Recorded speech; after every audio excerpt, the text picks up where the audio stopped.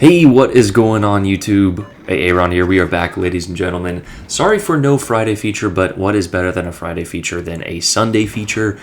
And we have a truly an epic game for you guys. We have Mr. Popcorn himself, a longtime viewer of the channel, in the Z-46. He also has a special guest in Ray in support in the Petropavlovsk, so keep that in mind. But without further ado, let's get into the action because unfortunately Popcorn could only get me this recording from this timestamp in the game, and unfortunately it is only in 720, so I know my picky 1080 viewership quality people are going to be a little bit disappointed. But goes immediately into the cap, as all destroyers should, and tries to get some cheeky salvos on this Z-46 here. This island here at sea on Land of Fire is pretty unique because you can kind of dodge in between detection there, but the destroyer decides to kite out. You can see that I believe Ray used the radar, so Popcorn is going to go ahead and take shots when appropriate. It looks like he's going to go ahead and do a full turn. Unfortunately, he does go out of the radar, and smartly Popcorn did not shoot, giving up his concealment and saving his smoke screen for use at a later time, which a lot of destroyer players don't really think about. You'll also notice that Popcorn does save his hydro despite there being another enemy destroyer, and that was smart, but it actually turns out that he didn't really need both of them for this particular game. But saving onto your, holding onto your consumables for late game sometimes is intelligent. Some people just go and burn their smoke screen right away, or I know it's a good team play, but laying a smoke screen for your battleship is in most cases just a waste of your utilities. And what is also a waste of utility is a GK YOLOing into the cap this early in the game. To counter that, Popcorn sees this enemy GK here, but he's going to go ahead and throw his torpedoes. He has them staggered, as a good destroyer player does, and what we mean by staggered is he has them on separate reloads. You will see a lot of destroyer players launch torpedo sets on top of each other, all on the same line, and that's just not the way to do it. Popcorn, you can see, actually does the smart thing, and just like we were talking about staggering those torpedo sets, he launched one set behind the white line, and that is in case the Kurfürst does exactly what he does right here and stops. Because the friendly Kurfürst pushed into sea, the enemy Kurfürst had to stop and turn in, which prevented Popcorn there from hitting the first set of torps, but because he kind of put that second set, on a similar line, but not leading them exactly into him, he is going to connect a beautiful set of torpedoes there. So just paying attention to things like that is going to help you become a better destroyer player. So stacking torps on top of each other, generally not a good idea, as Popcorn gets 3 to connect actually and gets his first kill of the game. Now he has focused his attention to his RPF, which is the Z-46 that was in the cap initially. Now, of course, you can see the mini-map is an epic mess. For some reason on Land of Fire here, the B flank likes to come over to the C flank instead of playing the side they spawn on, which is fine, if you can push all the way through the C flank, but it's just a better overall strategy to stay on the side you spawn on. Now you can see that Popcorn is pushing this destroyer here. He does have the cruiser support. As you can see, another one of those battleships went down, so they are down 2 ships already. It's just fascinating how fast ships with 100,000 health can lose it. But they do get some good shots on this C-46, and Popcorn actually does get the finishing kill here. So 2 kills, 2 ships down. He's still detected though, and we see that it is because of the Shimakaze. He's also getting fired upon by multiple other battleships. He's going to go ahead and take some shots here. I can respect trying to get the resets, but especially with how his team has kind of given up many advantages. You can see the battleships on the south of A there. They are technically doing the correct thing and kiting, but as a result of shooting, he does get the resets here. Now, personally, I potentially would have popped my Hydro, as you do have those Shima Torps as a major threat, and we know, taking one Shima Torp is going to be the end of you. But Popcorn does his thing and works his way into the B cap here. He's also looking at those salvos, and gosh, what a salvo! I think only 1 shell hit for penetration, but 3 or 4 must have hit and gotten 4 incapacitations. He broke everything on his boat. But we know that is British HE. I'm actually not exactly sure what ship that was, but British HE is the most likely culprit. Now, I'm not going to lie, the next sequence is a very risky sequence, starting with this torpedo dodge right here.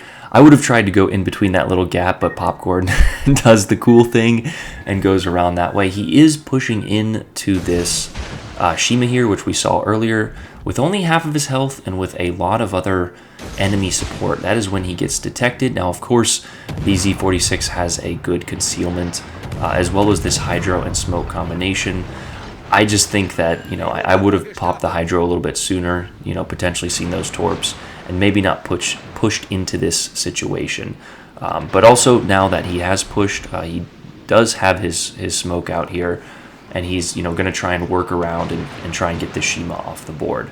There are just a lot of red ships and not that many blue ships able to support him in a manner, developing crossfires, right? All of those ships are at sea there, and they don't really have angles or the ability to get crossfire. Popcorn actually gets 2 torps to connect, with the second being on that Yamato. The first, I believe, was on the Drake, and he's just kind of hanging around this B cap. Again, a risky, position, but he knows what he's doing. He does not have his smoke, though.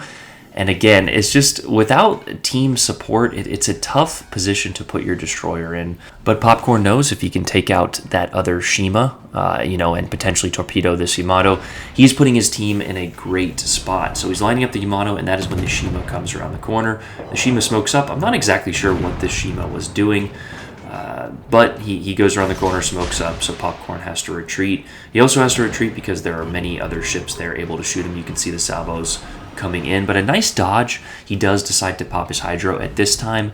I would have popped it a little bit sooner, as we mentioned, but he does have it, so the Shima is now spotted, and we know that the Shima is coming around the corner. He also uses his torpedoes to judge the direction, switches to the AP. Why? Because the Shima Kaze is broadside, and you can see why it is such a great idea to use AP on destroyers with smaller caliber guns. 1 salvo, 2 salvo, 3 salvo. He actually does get a little bit unlucky there with overpins, but 4 salvos and the Shima is gone.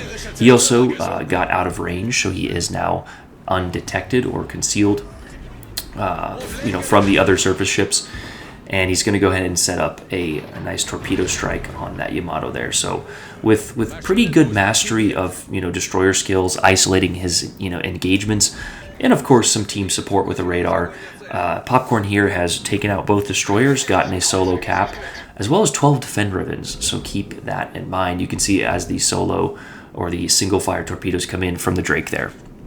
But just playing your ship, knowing your ship, and paying attention to, a lot of people are like, and I used to be this way, they just YOLO rush in with their destroyer, and they try and win the gunfight immediately. And that's just not the most effective way to do it in most circumstances, right? You want to work your way in there. You want to get the favorable advantage for your ship. And for a ship like the Z-46 with the Hydro, that is definitely, getting your ship in that Hydro range and trying to beat a Shima in a knife fight while, watching out for his torpedoes. You guys saw it the other night in the Daring. I just took one, and that was all she wrote. So, gosh, you just gotta love the high skill of the Shima Kaze, right?